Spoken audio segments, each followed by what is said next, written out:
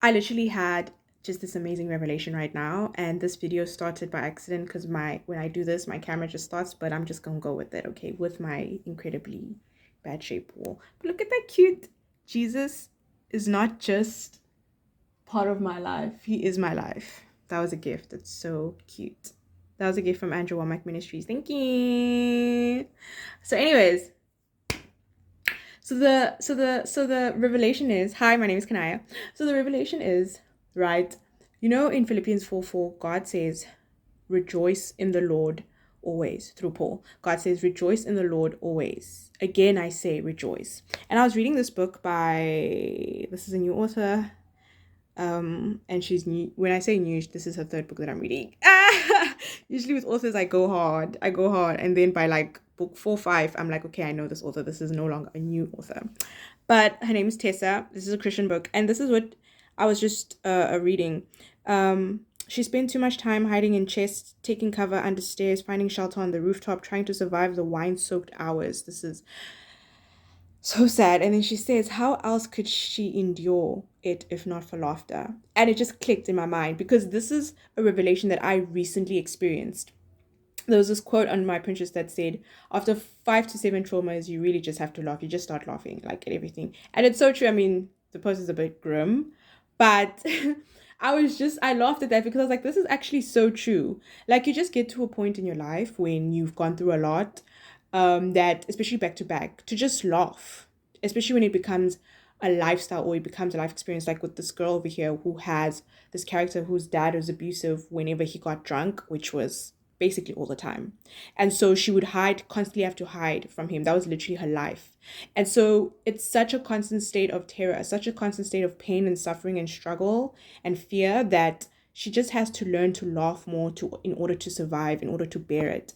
And that literally reminded me of Philippians 4:4, where literally Paul says, rejoice in the Lord always. Again, I say rejoice. Like, it is, and I always used to be like, Lord, how is this going to be possible? And the first part gives us a seat, like gives us a key and locks why. Rejoice in the Lord always. It must be always in the Lord because outside of Him, life can easily, just like that, become incredibly hopeless and pointless. And I have struggled with, feeling like I'm pointless, like I'm purposeless, like there's no point in me as being a Christian, while being a Christian, I mean, and also struggling with suicidal thoughts. But never once did I doubt that I had a purpose, like because God says so. But I just felt like that purpose might not be good, or that it was just taking too long to uncover. And I'm like, meanwhile, I'm going through so much suffering. So it really was a struggle. And then that verse shows me, like, you literally have to rejoice in God. And when you meditate on who God is, His goodness, guys, His goodness abounds. Like, His goodness is so, so much. He is so merciful. He is so good. His grace is sufficient. And so when you are in God, like when you meditate on the goodness of God, you begin to see how loved you are, how valuable you are, that you are on purpose, created for a purpose. That was a meditation I did a bit ago from Soul Space. Shout out to Soul Space. Like, yo, this is not a sponsor or anything. I'm have like 8 subscribers. So, anyways, thank you to all of you, by the way. Thank you so much for doing that. That's so kind that you enjoy my videos.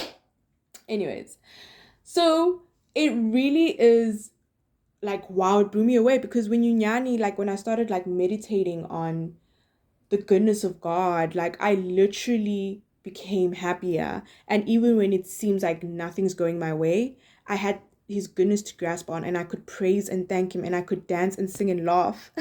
And He would make me laugh. His Holy Spirit would comfort me, like Jesus said the Holy Spirit would. And in those moments, I'm able to continuously rejoice in moments of darkness and sadness. And so what I found is that that's what ends up helping me survive the situation. God is literally teaching us and showing us how to survive a situation. I'm reminded of Jesus in Hebrews 12, where who for the joy that was set before him despised the shame and endured the cross.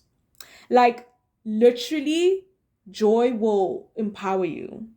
Joy is a superpower. Wow, the lighting got real dark, like, and it's so bright outside. Anyways, joy will empower you. Like, joy will also help you go through and endure and survive, guys. Like, what? Joy is a superpower. That's why God is always telling us rejoice. That's why God is always telling us to sing. He's always telling Israel to sing and rejoice in times of peril before his promise comes to fulfillment. Guys, God is so good. Like, this is like, it's unfolding as I'm even speaking about it right here to you guys on this video that is increasingly dark. So bye. I pray it blessed you as much as it's blessed me. Like, I was preaching to myself. I was talking to myself. Okay, you were just a springboard, to be quite honest. Okay, that's why this video also looks like this, because you weren't even meant to be here for this conversation.